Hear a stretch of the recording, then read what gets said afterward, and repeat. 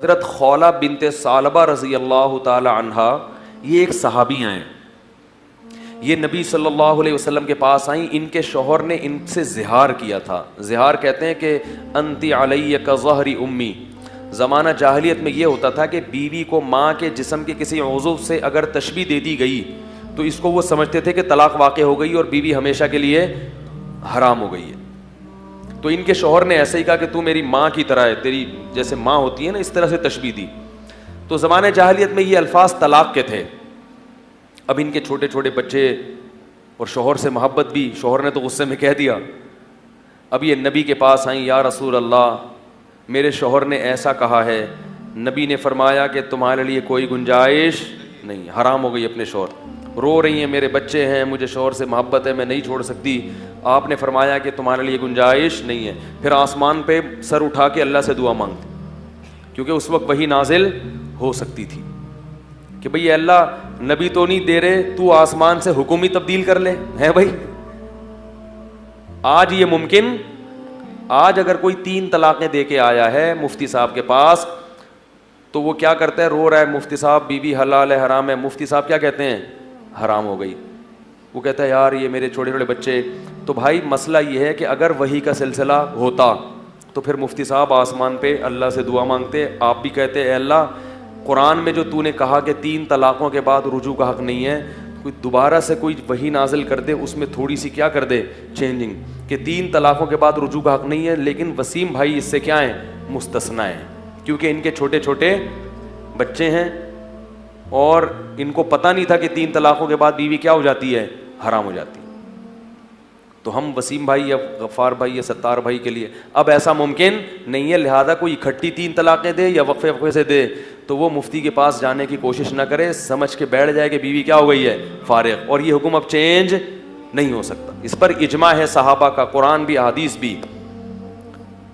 اور اس میں کہیں سے بھی دائیں بائیں سے فتویٰ لے کر آ گئے تو وہ فتویٰ شریعت میں معتبر نہیں ہے. اجماع امت جن چیزوں پہ ہوتی ہے نا, اس میں آپ دوسری رائے کو فالو نہیں کر سکتے. تو وہ آئیں اور کہا کہ کچھ میرے لیے گنجائش پیدا کریں. آپ صلی اللہ علیہ وسلم نے فرمایا گنجائش نہیں. بار بار نبی کو بھی بار بار کہہ رہی ہیں اور اللہ سے دعائیں بھی.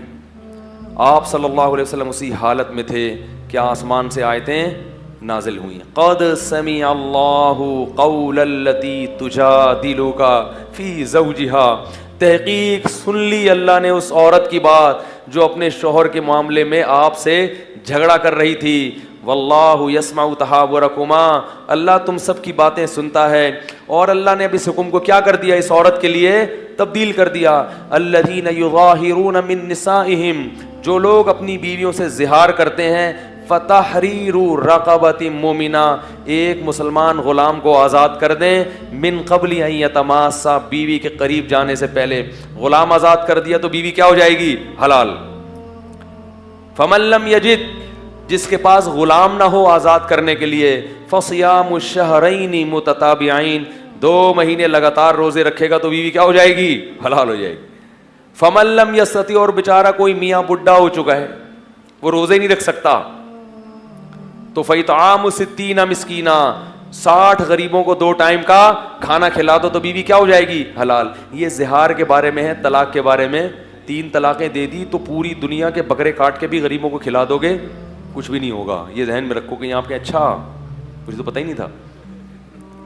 تو یہ کیونکہ اب قرآن مکمل ہو گیا نا, اب اس میں چینجنگ نہیں ہو سکتی. تو یہ اللہ نے ان کی بات سنی اور آیتیں نازل کی کہ بھئی زہار جب ہوگا تو یہ کفارہ ہے. اور بیوی کیا ہے, کفارہ اس لیے کہ تاکہ یہ گندا لفظ اپنی بیوی کو, ماں ایک مقدس رشتہ ہے, بیوی کا رشتہ ویسا نہیں ہوتا. اب آپ وہمی نہ بنے, بعض لوگ غصے میں او ماں جا میری ماں معاف کر دے, اس سے کچھ نہیں ہوتا. بعض لوگ غصے میں بھی کہتے تو میری ماں بننے کی کوشش مت کر, تو اس میں لوگ وہمی ہو جاتے ہیں, یار کہیں 60 روزے تو نہیں ہو گئے ہیں بھائی. تو اس میں وہمی بننے کی ضرورت نہیں ہے, یہ وہ الفاظ نہیں ہیں. لیکن ویسے بیوی کو سنجیدگی کے ساتھ یہ کہنا کہ تو میری ماں کی طرح ہے, یہ بہت خطرناک لفظ ہے, اس سے اجتناب بولو بھائی ضروری ہے. بہن بھی نہیں بولنا چاہیے. ایک آدمی اتنا پریشان ہوا, ایک سیدھے ہوتے ہیں نا پٹھان, بیچارے سیدھے ہوتے ہیں. میرے پاس ایک پٹھان آیا, کہہ رہے میری بیوی نے مجھ کو بھائی بول دیا ہے, میں بڑا پریشان ہوں. میں نے کہا یار بیوی تو طلاق بھی دے دے تو کچھ نہیں ہوتا ہیں بھائی بیوی نے بھائی بول دیا تو کیا ہو گیا, بیچارہ سیدھا تھا, اللہ کا خوف تھا, تو مسئلہ پوچھنے کے لیے آیا. تو اب میں جو اصل بات بتانا چاہ رہا ہوں, یہ خولہ بنت ثعلبہ جو تھیں حضرت عمر کے دور میں بوڑھی ہو چکی تھیں. عمر ان کی کیا ہو گئی تھی, ظاہر ہے زمانہ گزر گیا, پرانا واقعہ تھا, حضرت عمر کا دور خلافت. ایک دن حضرت عمر رضی اللہ تعالیٰ عنہ بازار میں چلتے ہوئے جا رہے ہیں, کوڑا ہاتھ میں, حکم رعایا کی خبر گیری کے لیے نا, کوئی الٹا کام تو نہیں ہو رہا مارکیٹ میں. حضرت عمر جا کے دیکھتے تھے کوئی 2 نمبری کر رہے ہیں نا, کوڑے لگاتے تھے, بازاروں کی نگرانی کرتے تھے. اور روب اتنا تھا کہ سیکورٹی رکھنے کی ضرورت تھی نہیں. حدیث میں آتا ہے شیطان عمر کو دیکھ کے راستہ بدل لیتا ہے, صحیح ہے نا. شیطان آپ کو بہکانے سے پہلے سوچتا ہے کہ کس کو بہکانے جا رہا ہوں. تو جا رہے ہیں خادم ساتھ میں, تو یہ بوڑھی عورت جو تھی نا حضرت خولہ, انہوں نے حضرت عمر کو روک لیا اور بڑی سخت لہجے میں کیا, عمر سن ادھر آ, کیونکہ بوڑھی تھی, یہ ذرا کم عمر تھے, تو بوڑھی عورتوں کا تو بڑا احترام ہے. تو روکا, سن ادھر آ, اور پھر حضرت عمر کو ڈانٹنا شروع کر دیا. حضرت عمر کو کیا کرنا شروع کر دیا, ڈانٹ. تو صحیح حکومت نہیں کر رہا, لوگوں کا خیال نہیں کر رہا, اللہ سے ڈر, قیامت میں عدالت کے کٹہرے میں کھڑا ہوگا, لوگوں کو جواب دینا, اللہ کو جواب دینا پڑے گا.